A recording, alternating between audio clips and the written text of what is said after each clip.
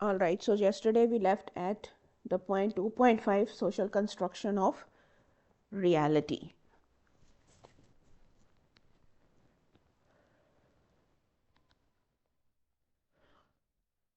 Meaning how reality is constructed by the society in which we live, or how our reality is shaped by the culture or society in which we exist.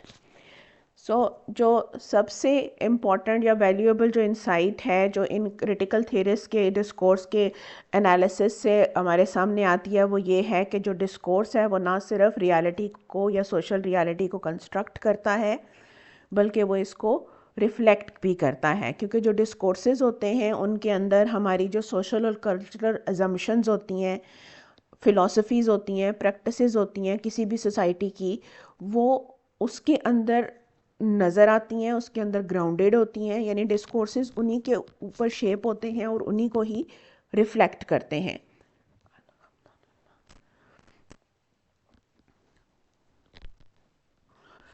अब जो discourses जो हैं वो different institutions produce करते हैं किसी भी society के अंदर। वो इंस्टीट्यूशंस जो हैं वो फैमिली का इंस्टीट्यूट भी हो सकता है, आपके दूसरे सोशल इंस्टीट्यूशंस यानी कि आपका ट्राइब, आपकी जो क्लास होती है या और जिस तरह के ग्रुप्स होते हैं, educational institutes, political institutes, religious institutes, वो सब जो इंस्टीट्यूट्स होते हैं सोसाइटी के, वो जिस तरह के डिस्कोर्सेज प्रोड्यूस करते हैं वो सारे के सारे हमारी कलेक्टिव कॉन्शियसनेस का हिस्सा बन जाते हैं।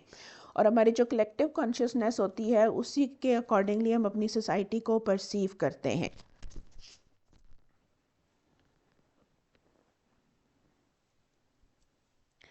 अब जो डिस्कोर्स रिटन या स्पोकन फॉर्म में प्रोड्यूस होते हैं वो हमारे सोशल और कल्चरल प्रैक्टिसेस को शेप करते हैं।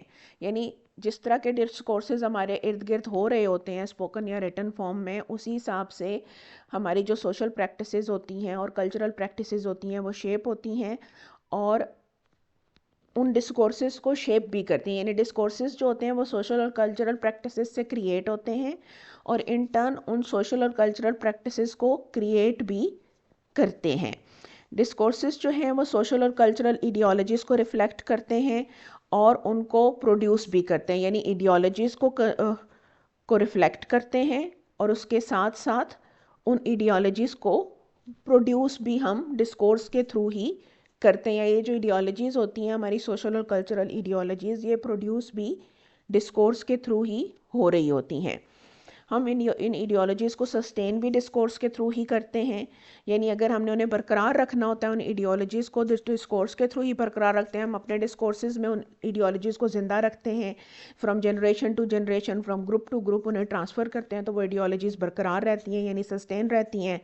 इसी तरह से जब हम उन आइडियोलॉजीज़ को चैलेंज करते हैं कि okay this ideology is not the right ideology, तो भी हम डिस्कोर्स के थ्रू ही उनको चैलेंज करते हैं। और अगर हम उन आइडियोलॉजीज़ को डीकंस्ट्रक्ट करते हैं यानी उनमें कोई चेंज लाते हैं या उन्हें दोबारा से बनाते हैं, तो वो भी हम डिस्कोर्स के थ्रू ही करते हैं।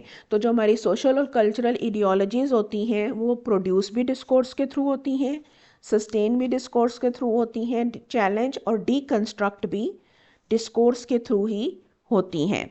इसीलिए कहा जाता है कि जो डिस्कोर्स है वो इडिएशनल वर्क भी परफॉर्म करता है। इडिएशनल वर्क का मतलब ये है कि वो आइडियोलॉजी को भी क्रिएट करता है, सस्टेन करता है, चैलेंज करता है और डीकंस्ट्रक्ट करता है। That is why discourse is called इडिएशनल।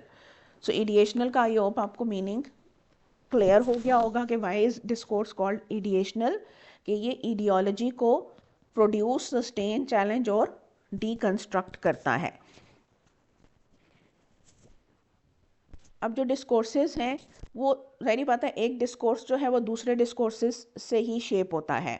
जो इससे पहले हो चुके होते हैं उसके इर्द गिर्द सोसाइटी में हो रहे होते हैं या सोसाइटीज़ और कल्चर्स में हो रहे होते हैं, उन्हीं का इन्फ्लुएंस आता है, तो वो डिस्कोर्स जो है वो शेप होता है या शेप किया जाता है।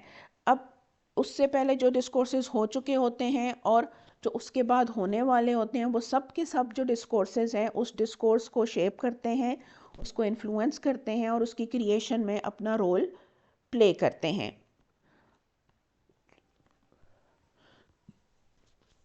Then the next point is discourse and performance. यानी लेट्स सपोज कि अगर हम डिस्कोर्स को एज परफॉर्मेंस लें या परफॉर्मेटिव लें, यानी डिस्कोर्स क्या है, लैंग्वेज के थ्रू एक परफॉर्मेंस है जो हम परफॉर्म करते हैं। तो ये जो कंसेप्ट है डिस्कोर्स का कि डिस्कोर्स एक परफॉर्मेंस है या परफॉर्मेटिव है, ये जूडिथ बटलर के वर्क्स से लिया गया है। और ये जो उसके वर्क्स जो हैं वो ऑस्टन की जो स्पीच एक्ट थ्योरी है उससे लिए गए हैं। और जो मीनिंग के जूडिथ बटलर का कॉन्सेप्ट था डिस्कोर्स एज परफॉर्मेंस और परफॉर्मेटिव, और जूडिथ बटलर का ये कॉन्सेप्ट भी कहाँ से डिराइव हुआ है, ऑस्टन की स्पीच एक्ट थ्योरी से। अब गी ने जो है वो ये थ्योरी किस तरह से डिस्क्राइब की है, या ये जो कॉन्सेप्ट है परफॉर्मेंस और परफॉर्मेटिव का वो कैसे डिस्क्राइब किया है कि डिस्कोर्स जो है वो बिल्कुल एक डांस की तरह है। वो जैसे एक डांस होता है उसके मखसूस पैटर्न्स होते हैं, इसी तरह से जो डिस्कोर्स है वो भी एक डांस है जो एब्स्ट्रैक्ट फॉर्म में है, फिजिकल फॉर्म में नहीं है। जैसे एक रियल डांस होता है वो हमें फिजिकल फॉर्म में नज़र आता है, डिस्कोर्स एक ऐसा डांस है जो एब्स्ट्रैक्ट फॉर्म में है, लेकिन ये भी कोऑर्डिनेटेड होता है। इसके अंदर वर्ड्स के पैटर्न्स होते हैं, डीड्स यानी एक्शंस के पैटर्न्स होते हैं, वैल्यूज़ के पैटर्न्स होते हैं, beliefs, symbols, tools, objects, time और प्लेसेस के पैटर्न्स होते हैं। और इसको उस वक्त परफॉर्म किया जाता है जिस वक्त हम उस डिस्कोर्स को जिस वक्त वो डिस्कोर्स क्रिएट हो रहा होता है, और उसको हम रिकग्नाइज कर सकते हैं एज कोऑर्डिनेशन। यानी उस डिस्कोर्स को हम एज डिस्कोर्स रिकग्नाइज कर सकते हैं, उसके अंदर इन पैटर्न्स को हम रिकग्नाइज कर सकते हैं। हम देख सकते हैं कि उसके अंदर एक प्रॉपर कोऑर्डिनेशन है, बिल्कुल उसी तरह जिस तरह हम एक डांस के अंदर उन पैटर्न्स को, उन कोऑर्डिनेशंस को आइडेंटिफाई कर सकते हैं। और डांस की तरह ही ये जो परफॉर्मेंस है वो उसी वक्त हो रही होती है जिस वक्त वो डिस्कोर्स क्रिएट हो रहा होता है या परफॉर्म किया जा रहा होता है। जैसे डांस भी जो है वो उसी वक्त देयर हियर एंड नाउ होता है, उसी तरह से डिस्कोर्स भी हियर एंड नाउ होता है। और जब दोबारा क्रिएट किया जाए या जब दोबारा प्रोड्यूस किया जाए तो कभी भी पहली दफ़ा की तरह एग्जैक्टली सेम नहीं होता, there is always some change in it. और अगेन जिस तरह से डिस्कोर्स के, जिस तरह डांस के जो मास्टर्स होते हैं, यानी जो वो लोग जो किसी भी सोसाइटी में कंसिडर किया जाता है कि these are the people who are expert in any particular dance form, वो कुछ पैटर्न्स को या कुछ फॉर्म्स को कंसिडर करते हैं कि दीज आर द रिकग्नाइज्ड और accepted patterns of this dance form and these are not the accepted patterns of dance form in this particular dance. तो उसी तरह से हमारी जो सोसाइटीज़ होती हैं उनमें भी कुछ ऐसे पर्टिकुलर एजेंट्स या फैक्टर्स होते हैं जो ये डिटरमिन करते हैं कि कौन सी चीज़ें या कौन से एस्पेक्ट्स या कौन से पैटर्न्स जो हैं वो एक्सेप्टेड हैं डिस्कोर्स के अंदर, और कौन से पैटर्न्स जो हैं वो एक्सेप्टेड नहीं हैं। यानी किन पैटर्न्स को और रिकग्नाइज किया जाएगा और किन पैटर्न्स को रिकग्नाइज नहीं किया जाएगा, किन पैटर्न्स को एग्जिस्ट करने की परमिशन मिलेगी और किन पैटर्न्स को एग्जिस्ट करने की परमिशन नहीं मिलेगी। So that is how discourse is basically a performance or performity, and it is a performance that is coordinated and controlled within a society, and that society determines its rules or its patterns, and that society determines whether those patterns are accepted or not.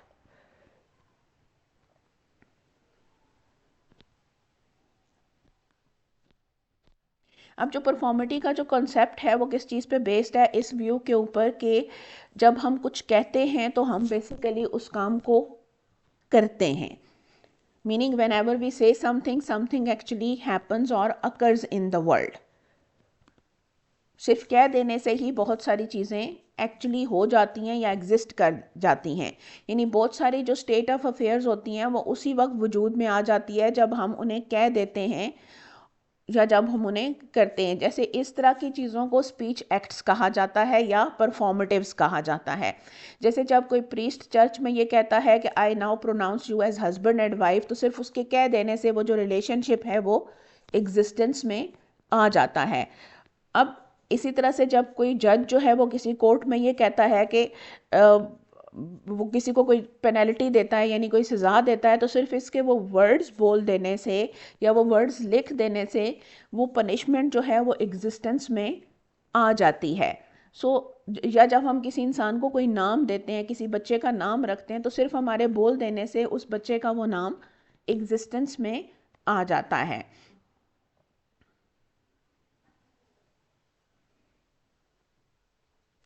So that means कि जो speech acts हैं वो basically ऐसे परफॉर्मेटिव्स हैं या ऐसे sentences या utterances हैं कि जिनको बोलने से ही वो एक्शन परफॉर्म हो जाता है। लाइक जब आप किसी को प्रॉमिस करते हैं तो आपके सिर्फ बोल देने से वो प्रॉमिस एग्जिस्टेंस में आ जाता है। जब आप स्वेयर करते हैं या किसी चीज़ के लिए विटनेस बनते हैं, यानी अगर आप कोर्ट में किसी चीज़ के लिए गवाही दें या किसी अग्रीमेंट के आप गवाह बनते हैं, विटनेस बनते हैं, तो सिर्फ आपके बोल देने से ही आपका विटनेस बनने का एक्शन जो है वो परफॉर्म हो जाता है। अब ये जो परफॉर्मेंस है ये बेसिकली हमारी वो जो सोशल वर्ल्ड है उसको वजूद में लाती है। वो सोशल वर्ल्ड जिसमें हम वो पर्टिकुलर कैरेक्टर बन जाते हैं, हम वो पर्टिकुलर इंस्टांस बन जाते हैं जो सिर्फ और सिर्फ हमारे उस डिस्कोर्स से वजूद में आ जाता है। अब इसी तरह से ये जो स्कॉलर्स हैं ये जेंडर के बारे में भी इसी वे में बात करते हैं कि जो हमारे जो डिस्कोर्स हैं वो ही हमारी जो जेंडर रोल्स हैं उनको भी डिटरमिन करते हैं। यानी जेंडर रोल्स जो हैं वो इन देमसेल्व्स कहीं एग्जिस्ट नहीं करते। हमारी जो सोसाइटी के डिस्कोर्स हैं वो डिटरमिन करते हैं कि जेंडर्स को हमने कौन से रोल्स जो हैं वो असाइन करते हैं, और जो रोल्स वो डिस्कोर्सेज उन्हें असाइन कर देते हैं वो रोल्स एग्जिस्टेंस में आ जाते हैं। इसलिए डिस्कोर्सेस जो हैं वो परफॉर्मेंस ही की तरह से जो हैं वो हमारी जेंडर्ड आइडेंटिटीज़ को क्रिएट करते हैं। यानी हमारी जो जेंडर आइडेंटिटीज़ होती हैं वो भी डिस्कोर्स के थ्रू ही क्रिएट होती हैं। सो हमारी जो जेंडर आइडेंटिटीज़ हैं वो भी सोशली कंस्ट्रक्ट होती हैं because they are being constructed within discourse, and discourse is a social practice. अब हमारी जेंडर आइडेंटिटीज़ भी नेचुरल नहीं होती, हमारी जेंडर आइडेंटिटीज़ भी बेसिकली सोशली कंस्ट्रक्ट होती हैं। इसका मतलब ये नहीं है कि मेल या फीमेल होना is not natural. Basically males क्या क्या काम कर सकते हैं, क्या क्या काम नहीं कर सकते, फीमेल्स क्या क्या काम कर सकती हैं, क्या क्या काम नहीं कर सकती, क्या बात उन्होंने कैसे बोलनी है, क्या बात नहीं बोलनी, कौन से प्रोफेशंस में जाना है, कौन से प्रोफेशंस में नहीं जाना, ये सारी चीज़ें जो हैं ये हमारे जेंडर आइडेंटिटीज़ हैं। और ये जो सारे जेंडर आइडेंटिटीज़ हैं ये सोशली कंस्ट्रक्ट होती हैं, ये नेचुरली या फिज़िकली कंस्ट्रक्ट नहीं होती। इसीलिए ये आइडेंटिटीज़ हर सोसाइटी में एक दूसरे से डिफरेंट होती हैं। That is why we call gender identity is a social construct, not a natural construct. अब लोग जो हैं वो जो कुछ भी होते हैं वो इसलिए नहीं होते कि जाहिर बात है फिजिकल कैपेसिटी तो उनकी है ही है, लेकिन इसके साथ साथ लोग जो कुछ भी होते हैं या उनकी जो भी आइडेंटिटी होती है उसमें वो जिस तरह से वो बात करते हैं वो उनकी उस आइडेंटिटी का एक बहुत बड़ा yes to performative can fail like any other action. आप किसी चीज़ को पकाने की कोशिश करते हैं और वो नहीं पकती समटाइम्स, आप किसी चीज़ को काटने की कोशिश करते हैं समटाइम्स वो नहीं कटती, आप किसी को पकड़ने की कोशिश करते हैं समटाइम्स वो नहीं कटता, समटाइम्स जज किसी को सजा देता है तो वो भाग जाता है, वो अपील कर सकता है उसके against. But again all of this is happening with the help of discourse. Appeal भी आप डिस्कोर्स के थ्रू ही करेंगे। Appeal is also a speech act. So performative action का फेल होना या सक्सेसफुल होना इज अनदर थिंग। एक्शन का होना in it self, whether it is successful or failure, is basically when it is happening through discourse, so we can say that discourse is performity. वो इस चीज़ को prove कर रहा है कि डिस्कोर्स में परफॉर्मेटी की कैपेसिटी एग्जिस्ट करती है। I hope this point is clear. तोबा,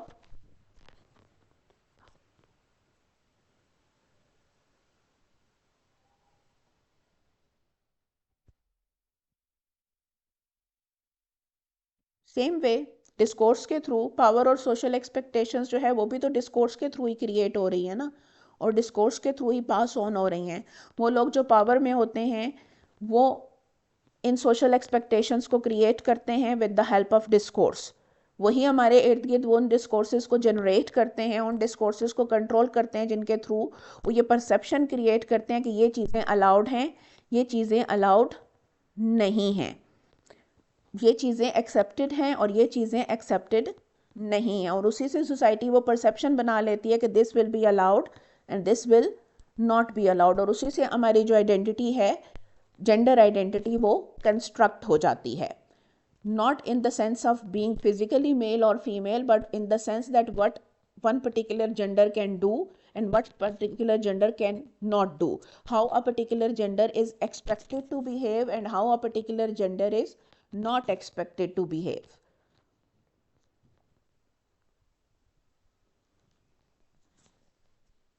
So Tuba, I hope these points are clear. Good.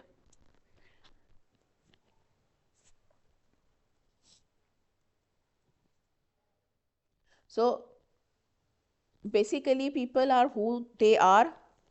उसमें और भी बहुत सारे एस्पेक्ट हैं, लेकिन उसमें एक बहुत इंपॉर्टेंट फैक्टर ये होता है कि हमारी आइडेंटिटी हम जिस तरह से बात करते हैं उससे बनती है। और जाहिर बात है, हम जो कुछ भी होते हैं वो हम पहले से होते हैं, और उसके साथ साथ जिस तरह से हम बात करते हैं उसके थ्रू लोगों को पता चलता है कि हम कैसे हैं या कैसे नहीं हैं।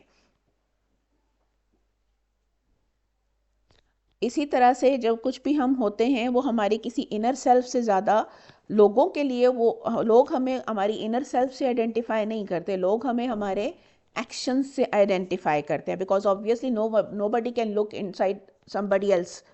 सो हमें लोग हमारे बोलने और हमारे एक्शन से आइडेंटिफाई करते हैं। तो हमारी जो आइडेंटिटीज़ हैं वो हमारे एक्शंस और हमारी स्पीच से आइडेंटिफाई होती हैं। और जब हम ये एक्शन परफॉर्म कर रहे होते हैं, यानी दूसरों को अंडरस्टैंड कर रहे होते हैं, दूसरों को आइडेंटिफाई कर रहे होते हैं, तो हमारी इस आइडेंटिफिकेशन से ही दूसरों की जो आइडेंटिटीज़ हैं वो प्रोड्यूस हो जाती हैं। And obviously all of that is happening with the help of और through discourse.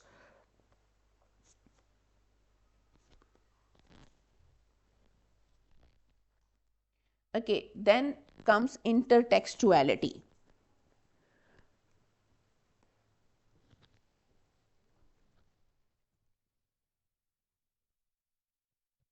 So basically intertextuality is the concept where we say that texts are different text produced in different times and places are basically connected with each other.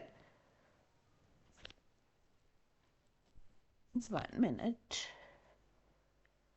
All right, so it's turned on.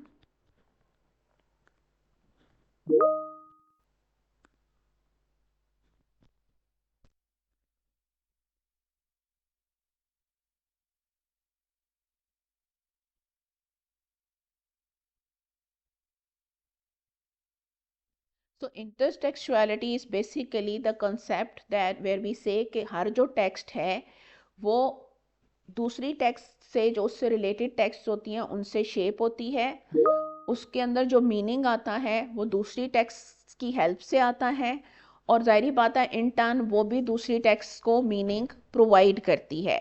जैसे जितनी text जो होती हैं वो किसी ना किसी text से मिलती जुलती होती हैं, उनके अंदर दूसरी टेक्स्ट के रेफरेंसेस होते हैं, उनके अंदर जो है वो हम दूसरी टेक्स्ट के एस्पेक्ट्स जो हैं उनको इंक्लूड करते हैं, उनको रेफरेंस देते हैं।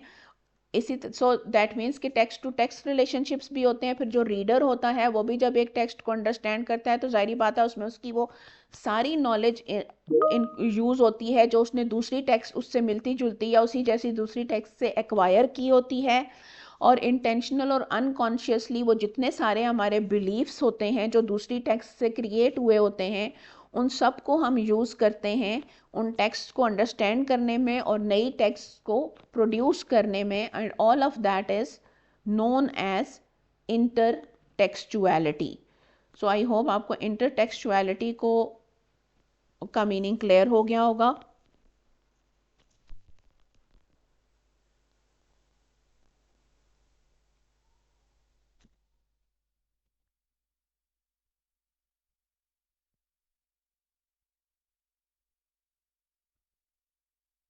Good. Okay, so when we say that texts, whether they are written or spoken, they get their meaning from other discourses. So basically we are talking about intertextuality here, कि जो text होती हैं उनके अंदर जो relationships होते हैं वो डिफरेंट नेचर्स के होते हैं, और वो जो टेक्स्ट होती हैं वो समटाइम्स एक ही टाइम जोन में और स्पेस में क्रिएट हुई होती हैं, समटाइम्स वो डिफरेंट टाइम्स में और डिफरेंट स्पेसेस में क्रिएट हुई होती हैं, but either way they are always connected with each other and they give meaning to each other and they shape each other. और इसी तरह से इंटर रिलेटेडनेस जो टेक्स्ट की होती है वो उस डायलॉग में भी होती है, जो वो टेक्स्ट जो हैं वो एक दूसरे के साथ करती हैं, या वो रेफरेंसेस जो उनके अंदर ऑटोमेटिकली इंक्लूड किए जाते हैं, sometimes explicitly, sometimes implicitly, sometimes हम खुद इंटरप्रिटेशन के लिए हमारी अपनी मेमोरी में वो मौजूद होते हैं इसलिए हम उनको यूटिलाइज करते हैं, समटाइम्स जो टेक्स्ट क्रिएट करने वाला आता है वो खुद उसके अंदर उनको इंक्लूड कर देता है पिछली या दूसरी टेक्स्ट को, so that we could make sense of texts. So हम जब हर वर्ड, हर अटरेंस या हर एक्ट की जब हम सेंस बना रहे होते हैं या उसको अंडरस्टैंड कर रहे होते हैं या उसको इंटरप्रेट कर रहे होते हैं, तो हम किसकी हेल्प लेते हैं? दूसरे वर्ड्स की, दूसरी अटरेंसेस की, दूसरे एक्ट्स की जो उसी तरह के होते हैं। जैसे जब हम वर्ड्स के मीनिंग्स देख रहे होते हैं, how do we learn meanings of words? With the help of other words. How do we learn meanings of sentences? With the help of other sentences. So whatever we are understanding, even जब मैं आपको भी ये points भी explain कर रही हूँ तो आई एम यूजिंग वर्ड्स। सो जो भी टेक्स्ट है उसको जब हम अंडरस्टैंड करते हैं तो हम दूसरे वर्ड्स की हेल्प से अंडरस्टैंड करते हैं। सो दैट मीन्स कि जितनी भी टेक्स्ट हैं दुनिया में वो हमेशा एक इंटरटेक्सचुअल रिलेशनशिप में होती हैं एक दूसरे के साथ।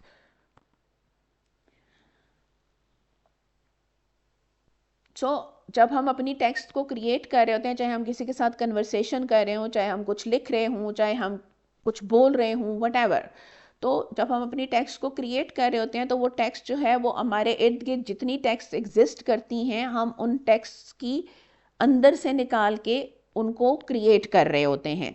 वो जो एक सी ऑफ लैंग्वेज हमारे पास अवेलेबल है जिसके अंदर हम रहते हैं, वो जो टेक्स्ट जो हमारे इर्द गिर्द एग्जिस्ट करती हैं, हम उन सब की हेल्प लेते हैं और अपनी टेक्स्ट को क्रिएट करते हैं। और जब हम दूसरी टेक्स्ट को अंडरस्टैंड करते हैं तब भी हम उन्हीं टेक्स्ट और उसी जो लैंग्वेज की हेल्प लेते हैं जिनके दरमियान हम रह रहे होते हैं। अब जो एक स्कॉलर है वैंग, उसने न्यूज़पेपर कमेंट्रीज़ को स्टडी किया चाइनीज़ और इंग्लिश में, और जो सितंबर 11 का जो इंसिडेंट हुआ था उसके हवाले से जो जितनी भी न्यूज़पेपर्स में कमेंट्रीज आई थी, चाइनीज़ न्यूज़पेपर्स में भी और इंग्लिश न्यूज़पेपर्स में भी, उसने उनको स्टडी किया और फिर उसने उसमें से एग्जांपल्स दी कि जो राइटर्स हैं डिफरेंट लैंग्वेजेस के और कल्चरल सेटिंग्स के, वो इंटरटेक्सचुअल रिसोर्सेज पे जब ड्रॉ करते हैं उन टेक्स्ट को लिखने के लिए, तो वो अपने आप को उन रिसोर्सेज के साथ के रिलेशंस में किस तरह पोजीशन करते हैं। क्योंकि ज़ाहिरी बात है जो चाइनीज़ राइटर्स हैं उनकी जो इंटरटेक्सचुअलिटी होगी वो डिफरेंट होगी, जो इंग्लिश राइटर्स हैं उनकी जो इंटरटेक्सचुअलिटी होगी वो डिफरेंट होगी, और इसी डिफरेंस को वैंग ने हाईलाइट किया अपनी रिसर्च के अंदर।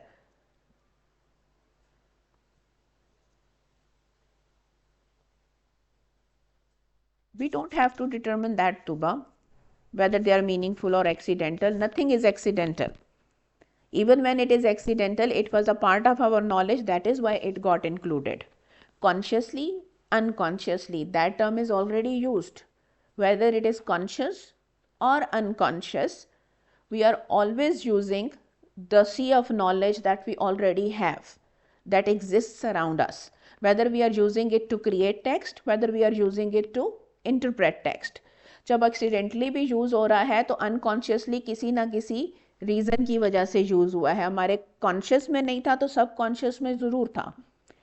एक्सीडेंटली हम कोई चीज़ भी यूज़ नहीं करते, एक्सीडेंटली भी यूज़ होती है तो वो हमारी थॉट प्रोसेस के किसी ना किसी एस्पेक्ट, किसी ना किसी फैक्टर को हमेशा उसको हाईलाइट कर रही होती है, उसको रिवील कर रही होती है। बल्कि अनकॉन्शियसली जो चीज़ें हम यूज़ कर जाते हैं वो शायद हमारी इनर थॉट्स को ज़्यादा अच्छी तरह रिवील करती हैं as compare to those things that we consciously से।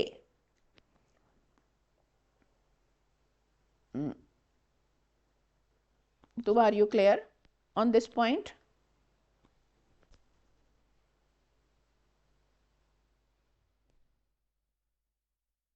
Good.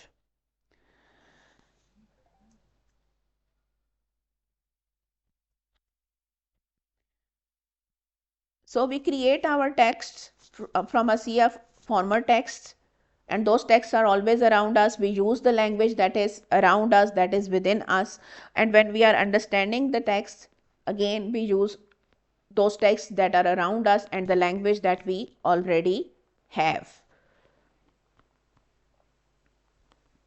And when we understand a text, that text also becomes a part of that knowledge bank that we already have.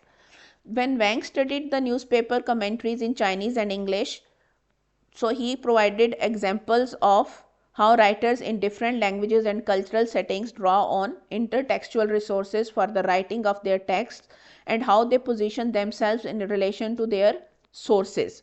Meaning the connection that English writers produce between their text and themselves, and the connection that Chinese writer produce between themselves and their text is different. Why? Because they are coming from different sources and different backgrounds. So why is intertextuality important? For interpretation and creation, of course, but there is another aspect as well. Language is used not only throughout a single text but also across a set of different but related texts. So that means that if we can understand one text, on the basis of that knowledge we can understand all other texts that are related to that particular text. Her text की एक history होती है, बल्कि histories होती हैं, और जो discourses जो हैं वो डिफरेंट टाइम्स में जो क्रिएट किए जाते हैं वो एक दूसरे के लिए रेफरेंस पॉइंट्स बन जाते हैं, जिनकी हेल्प से हम उन्हें एक दूसरे के साथ कनेक्ट भी कर सकते हैं, एक दूसरे के साथ लिंक भी कर सकते हैं, और उन्हें एक दूसरे के साथ या एक दूसरे की हेल्प से अंडरस्टैंड भी कर सकते हैं.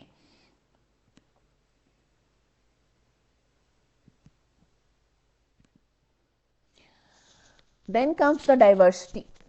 When we do discourse analysis, there is not one single theory, not one single methodology, and obviously not one single discipline that analyzes discourse. So there is a diversity. There are diverse methodologies, diverse theories, and diverse ways of analyzing discourse.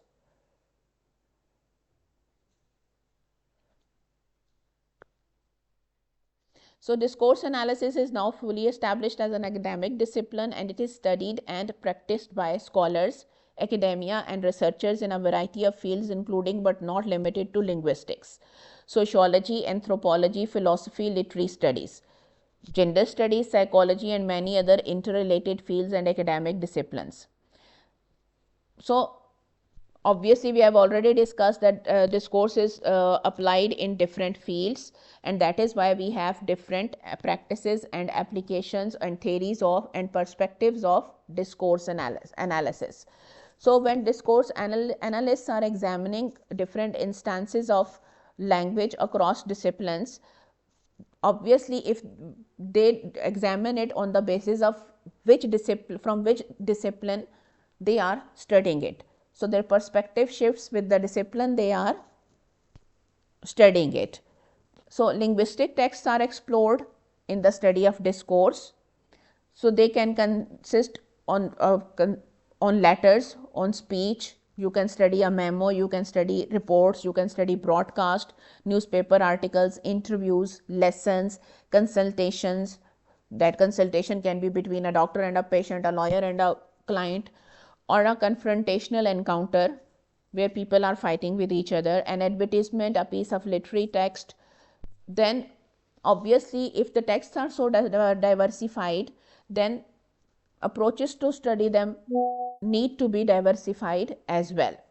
Then different approaches sometimes reach similar conclusions though they use different tools and terminologies, and obviously sometimes same approach when applied to different text can reach to different conclusions. Sometimes different approaches applied to the same text can reach to similar conclusions. So all of these are possible.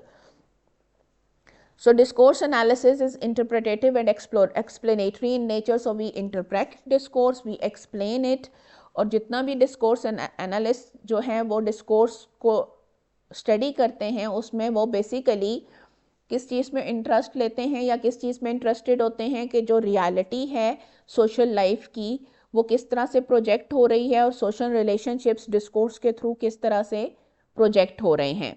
इसीलिए जो इस तरह के issues को study करने के लिए discourse analysis use होता है जो सोशल और कल्चरल रेलेवेंस रखते हों, जैसे मीडिया डिस्कोर्सेस को एनालाइज करना रेसिज्म और सेक्सिज्म को स्टडी करने के लिए।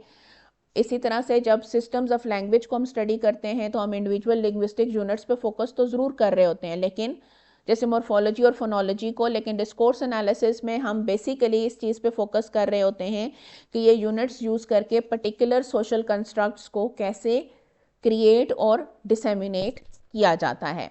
अब ये जो डिस्कोर्स एनालिसिस है वो लैंग्वेज पे तो ऑब्वियसली फोकस करता है, क्योंकि सोशल रियलिटी का एक बहुत इंटेग्रल एस्पेक्ट है लैंग्वेज।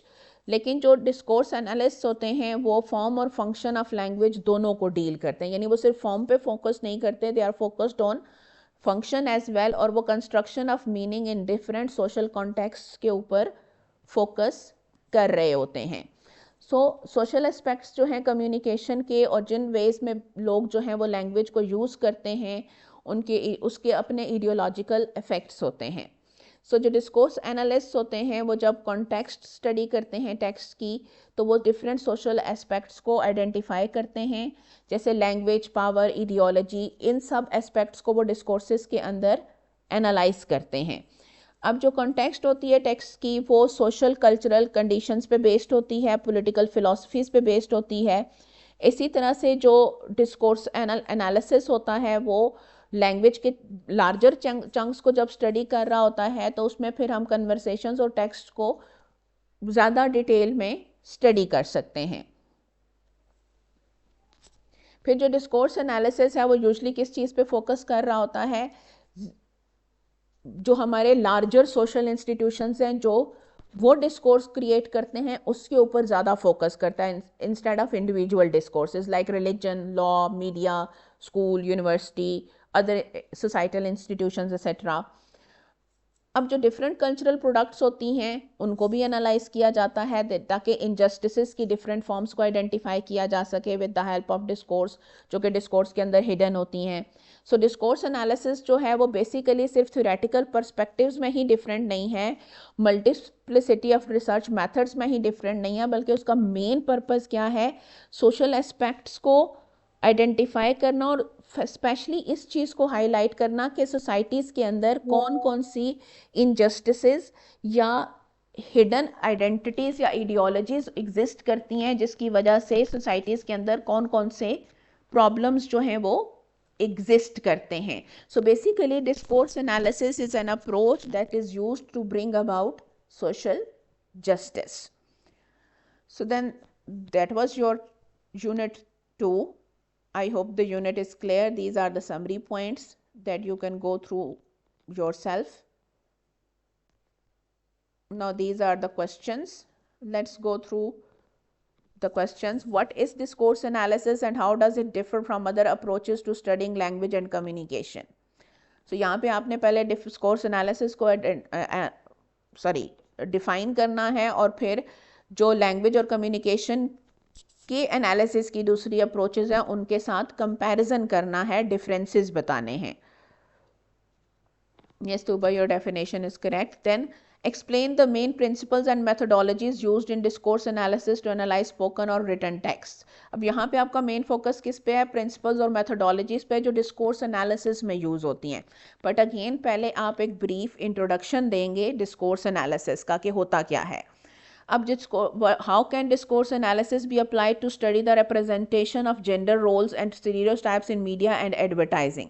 यहाँ पे फोकस किसके ऊपर है, stereotypes in media and advertising। आपके इस चैप्टर में क्लियरली नहीं दिया गया, so you will use internet to find out the answer to this question.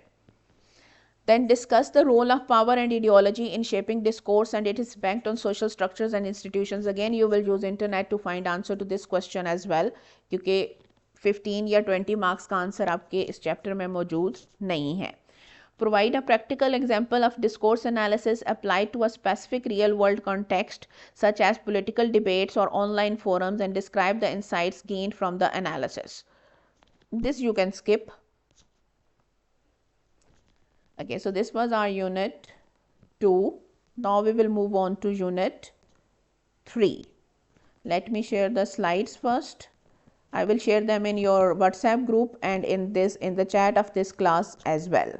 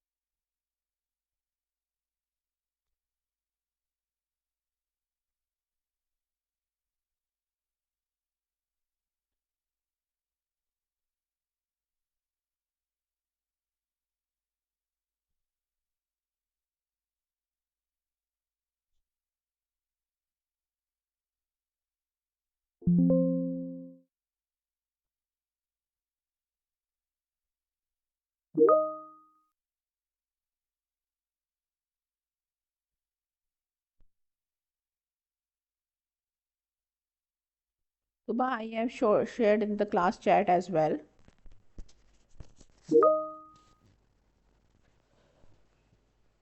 WhatsApp group is to inform you if there is any news from the university. आपको LMS portal पे भी आ जाती है, तो आपकी चॉइस है, कोई ज़बरदस्ती नहीं है उस ग्रुप को ज्वाइन करना.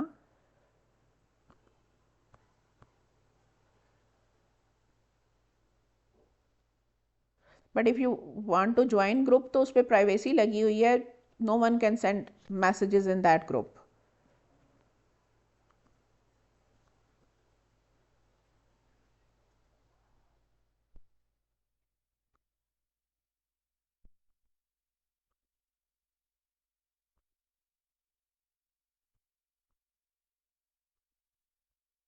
One minute, Iram. I'm sending the link.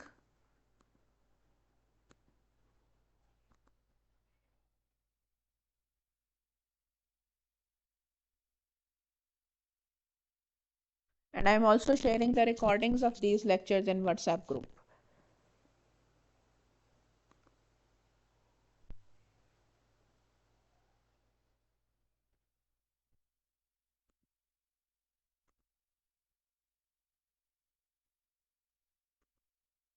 I've shared the link to WhatsApp group as well.